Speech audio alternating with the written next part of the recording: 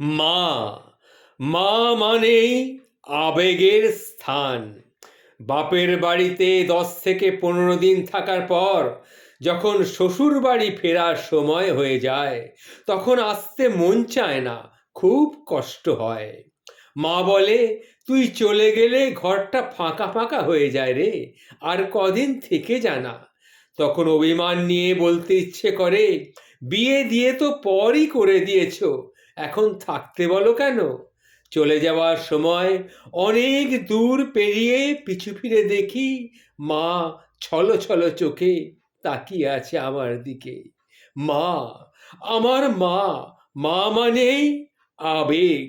মায়ের উপরে কেউ নেই, মায়ের মতো ভালোবাসা এ পৃথিবীতে কেউ কোনোদিন দিতে পারে না।